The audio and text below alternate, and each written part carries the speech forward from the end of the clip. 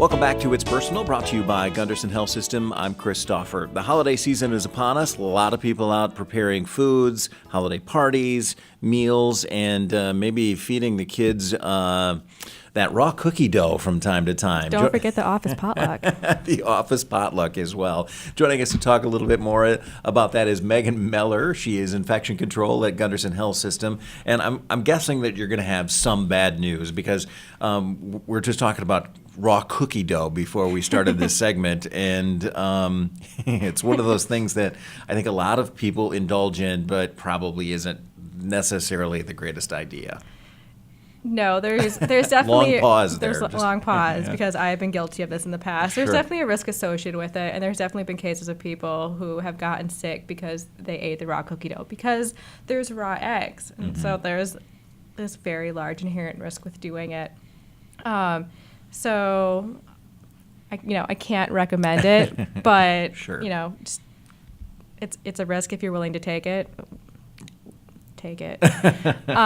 But there's other things that people don't think about during the holidays besides the raw cookie dough, and that's like meat. So where tis the season for the big turkeys, the hams, the roasts, and I really want to stress that people invest in a really good meat thermometer. Okay. I've heard that those little pop-up thermometers that come with a turkey that they can pop up at really low temperature, so it's really a false sense of security to making sure that your meat is cooked all the way through. Turkey, ham, chicken, anything, yeah. Roast, anything. Just making sure that the internal core is cooked to the recommended temperature. I also read something a couple days ago that made me chuckle. They were like, if you want stuffing, great, but don't cook your stuffing inside your bird. And let's say for turkey, don't do that while the bird is raw, because then you'll have salmonella stuffing. No one wants salmonella stuffing because salmonella stuffing means food poisoning, and it doesn't sound very good. It doesn't sound very appealing at all. Yeah. So just so cook the stuffing separately. Don't really put anything inside a raw bird until that bird is fully cooked through. When you're chopping up, if you're chopping up raw meats and your raw vegetables and your fruit, don't cross-contaminate. Use different knives. Use different cutting board surfaces. Make sure everything is clean. After you're working with raw meat, make sure to wash your hands. We also talk about how to thawing out meats, making sure everything is thawed out appropriately. I was just reading the other day because I'm hosting family for the holidays for the first time. Or how do I thaw out my turkey? Mm-hmm. And I'm gonna go the refrigerator out because it's the safest. I can it's hands off. I can put it in for a couple days and let it be. But there's this other way that you if you forgot to take it out and now you're okay, I have 12 hours to thaw this 12-pound bird out. What do I do? Mm-hmm. And you can put it in lukewarm water. But the bird is fully wrapped. You're putting it in lukewarm water, but you're still gonna have juices coming out of that. And then you want to change out the water every 30 minutes. So it's a very hands-on process, and with there's a lot of risk too, for getting exposed to some of those raw juices. And so we really want people to be mindful of, the holidays during, or how they prep their food during this time of the year. Also, if you're bringing foods to potlucks, kind of make sure you have the right tools available at your destination too. You don't want food, warm foods to sit out for too long, at lukewarm, because again, bacteria love that temperature, that they thrive at that lukewarm temperature. Don't let your fruit salads or any, sit out for, a long period of time, after you're done eating, sit and chat, but then just put it away. Don't keep coming back to it, or the office potluck. Don't leave something sit out, for the rest of the work day so people can come by and, nibble on it. Just put it in the fridge and let them take what they want out of the fridge. So better to just wrap it up, throw some wrap on top of it and put it back in the fridge and then pull it back out when you need it. Absolutely. Okay. I want to go take you back to eggs because we talked a little bit about cookie dough and how long can you leave eggs out? I know a lot of people will say, hey, eggs never used to be refrigerated years ago, but now there's an expectation that you leave them in the fridge. And that goes back to our cookie dough conversation about, what's safe and what's not. Well, I think there's a cultural thing, too, because I'm thinking about what I've, learned about, over in Europe where, their milk isn't refrigerated. Mm-hmm. I don't think their eggs are refrigerated over there, too. So there's a really good valid reason for why some people would choose to leave that stuff out. over here, I think the way our milk is prepared, like it needs to be refrigerated. And I think with eggs, again, it's just being mindful. I don't really see like deviled eggs, hanging out for like too long. People, those usually just finger food. They tend to get eaten quickly, put away.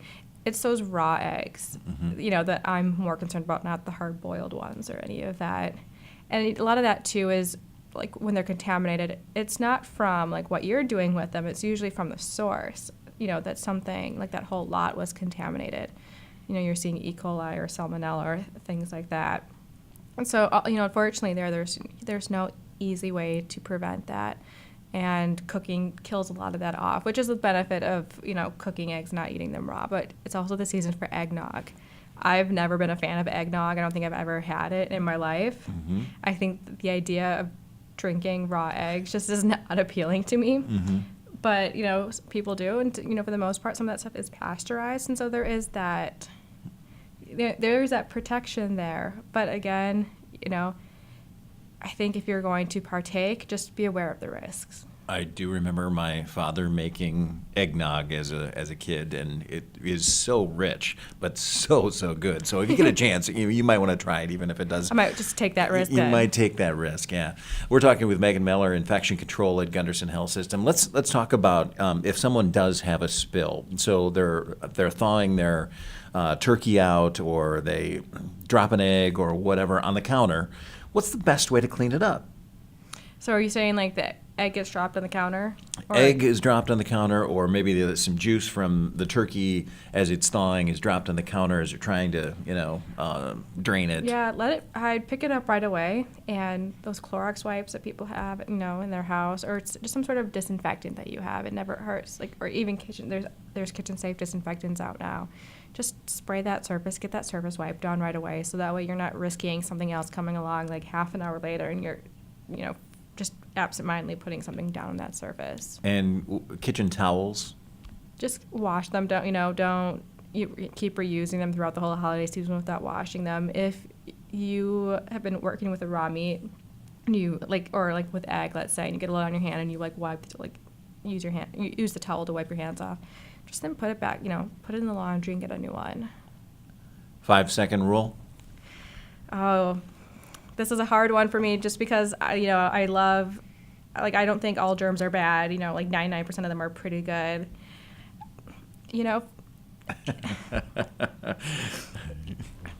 Be mindful, again. Sure. If a piece of chicken falls on the floor, it's dead to me. Uh-huh. I'm not going to go there. If it's a piece of toast, if it's my last piece of toast, mm-hmm. I will have it. I don't do the 5-second rule for things like fruit or vegetables or meat. At that point, you just have to cut your losses and say, okay, this is gone. So that's where I stand on that, which is a really gray zone for an infection preventionist at home. Now, if it was in a hospital, I was no matter what it is. Right. But some common sense, it sounds like. Common sense. If it's in a public area, no. All right. No. My own house, maybe. Yeah. Okay, I can only imagine as an infection control preventionist that your house is probably spotless. Megan, we really appreciate you joining us and talking a little bit about some food preparation and just being safe around the holidays. Thanks for being here. Thanks for having me, Chris. And again, happy holidays to you.